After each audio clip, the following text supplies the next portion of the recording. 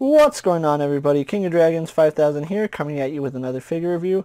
Today we'll be having a look at the McFarlane Toys DC Multiverse Dark Knight's Death Metal Batman. So here we have the Death Metal Batman pose and out of the packaging. Before we take a look at the figure, let's actually run through his accessories really fast.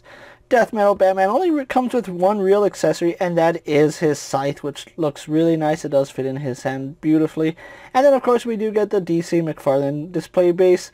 Other than that, Death Metal Batman doesn't come with anything else. So let's actually take a closer look at Batman. And so here we have a closer look at the Death Metal Batman, and I think McFarlane has done a fantastic job with this figure. There's a lot of things to like about this figure, and I really don't have too many nitpicks other than articulation scheme. That's something that McFarlane really does need to work on, but we'll talk about that when we have a look at his articulation. As far as the look of this figure goes, he is very, very impressive. I really do like the look of this figure. One thing you will notice is that, just like with the Grim Knight, he has this kind of sloped forehead. Now, it's not as drastic as the Grim Knight Batman, but it is something to note that he has this really drastic curve in the head. Now, I don't know if that's the way it is in the comic books. I think the front look of this figure looks really fantastic, just like it does in Death Metal. But the slanted head seems to be something that Todd does a lot with Batman. I think he's trying to put himself in Batman's shoes, because Todd kind of does have this slanted forehead. But anyway, I'm getting off topic. The look of this Batman is impressive, and I really love the face. One thing I'm not too big on is these really tiny ears. Now, I know Batman's ears vary in size, but this Batman, there's something about these really, really tiny ears that, I don't know, it just doesn't look right. If they were just a little bit longer, I think I would prefer that. But yeah, these ears are relatively small. It's a really good Batman head sculpt, don't get me wrong, I really do like it. But those ears, something about it just looks a little bit off. Like, that looks like Batman, but then when you get to there, it kind of looks like Catman. I don't know. I think that's just me, but if you guys see it, let me know down in the comments. So, taking a closer look at this character's outfit, it is chock full of detail. I don't even know where to start, so we're actually going to start from the top, which is his coat. This really long trench coat with the metal studs and spikes going around it. We kind of do have that Batman-esque cowl right here on the flap of his trench coat. It's not really a cowl, but you know how Batman's cowl always has that taper right here in the back? This kind of does continue that little motif. You can see they did try to paint the studs right here. That it's not too good, but they did attempt it, so credit where credit is due. But I would have liked to see those studs actually painted silver rather than just a quick dry brush. It does still look impressive, especially with all these detailing in the trench coat. You can see all these little wrinkles, and it actually looks like leather, and that's something I really do like, that they actually sculpted this to look like it's aged leather. Now, a little bit of dry brushing or a wash would have gone a long way, especially if they had done brown, but overall, yeah, impressive to say the least. Now, having a look at his arm, you can see that he does have a sculpted texture right here on his arms. It doesn't appear that it's the same material that the trench coat is made out of. It looks like that his sleeves are done in a different material.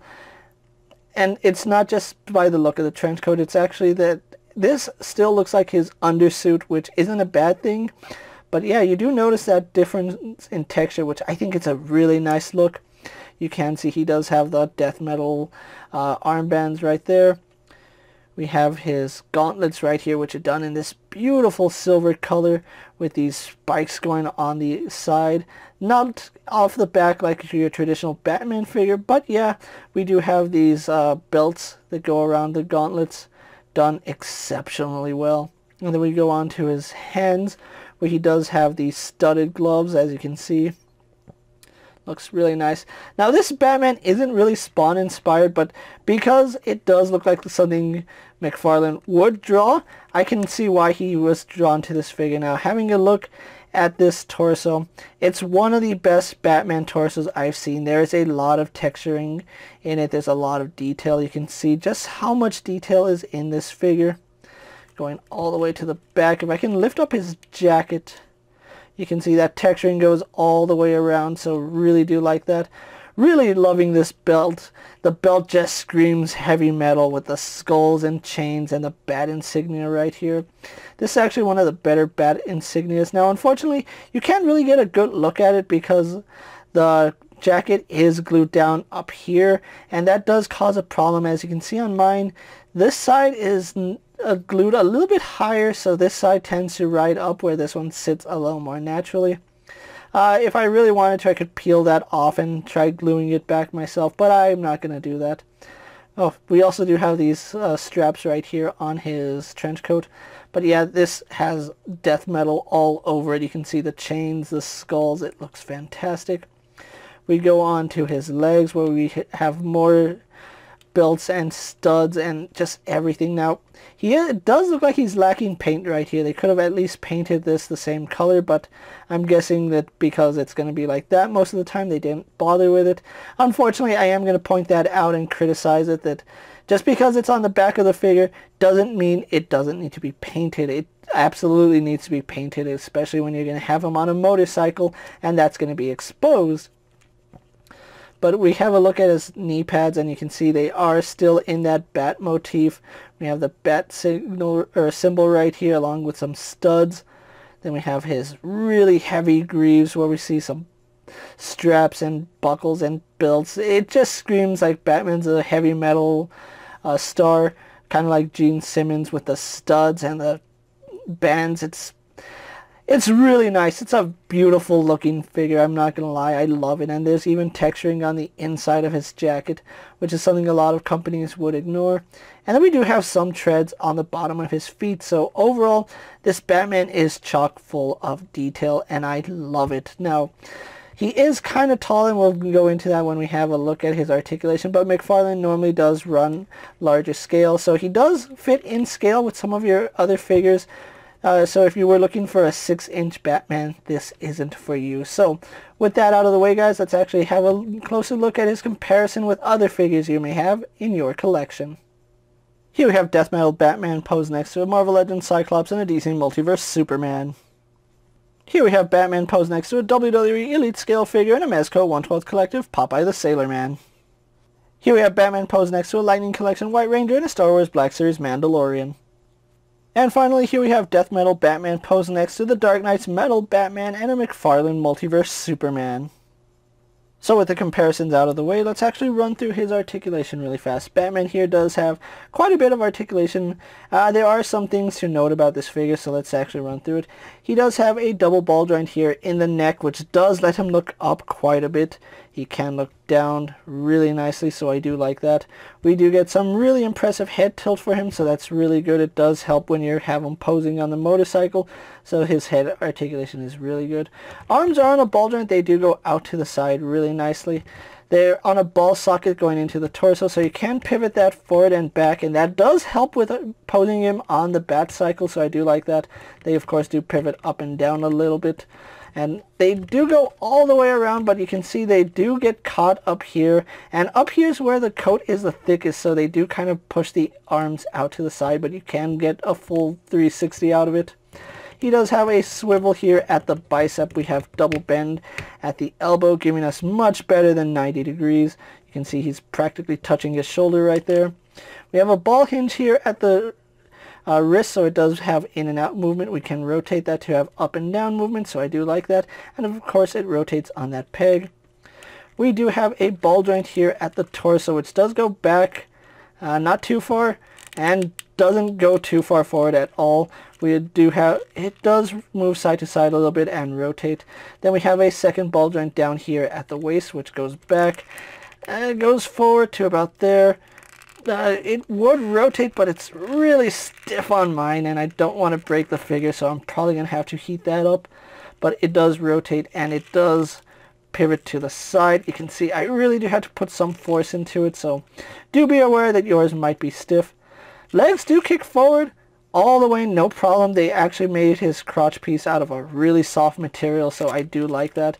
Going back, not that impressive, but the forward movement is quite impressive. Going out to the side, just as impressive. Now we do have thigh swivel with this Batman. It's nicely hidden underneath these bands on his legs, and that's on both legs, so really do like that. He does have a double bend here at the knee, kind of bulky, so you're really only going to get to use one of those joints, and oh my goodness, he has a lot of studs here, so he will be poking and prodding you, but when we get about 90 degrees out of those bends, so just depends on which one you use. You can get better or worse than 90 degrees. We do have a ball hinge here at the ankle, which does go up and down. We can rotate that to have proper rocker ankle, so I do like that. And it does hinge forward and back. It's forward facing pin, so we do have some rotation. And then we do have a toe hinge. So overall, Death Metal Batman here has some impressive articulation, and I would have liked to see some more articulation right here. The abdomen part is where McFarlane seems to struggle the most, so do be aware of that. But with that out of the way, guys, let's actually get him posed for my final thoughts, and then we'll have a closer look at the Death Metal Batman. And so here we have the Death Metal Batman posed for my final thoughts, and overall this figure is chock full of amazing detail, and I would expect nothing less from McFarlane. Once again, he's done a fantastic job bringing a comic book character to life in action figure form, and this is one of the most impressive figures to date. The detailing on him is superb. This actually reminds me of the Walmart exclusive gold label Batman, but done better. Everything about this figure is exceptionally well done, with the exception of one thing, and that is the Black Lantern ring on his left hand. Unfortunately, it's just a little piece of plastic. There's no detailing on it, which is a shame because everything else on this figure is superb. I would have loved to see the Black Lantern emblem on that ring, but it's still an impressive figure nonetheless. This figure has so much detail that if I miss something, I do apologize about that. But yeah, he's chock full of detail. There's contrast in texturing on his costume, which does highlight all those details really nicely. So if you haven't already picked up this figure, do pick him up if you're a fan of Batman Dark Knight's Metal or Dark Knight's Death Metal. You absolutely need this figure in your collection. Now, I was lucky enough to find my Death Metal Batman from my local comic book store, so a huge shout out to the good folks of Asylum Comics for getting this figure out to me so I could review it for you guys.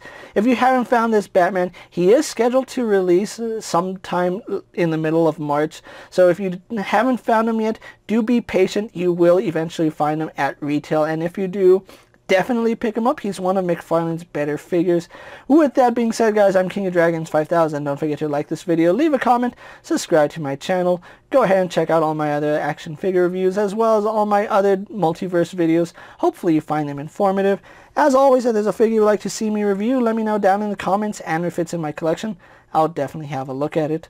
While you're at it, check out my Instagram account for new and exciting action figure photos, and as always, ring that bell to be notified every time I upload a video. Until next time, guys, I'll see you later. Take care, everyone.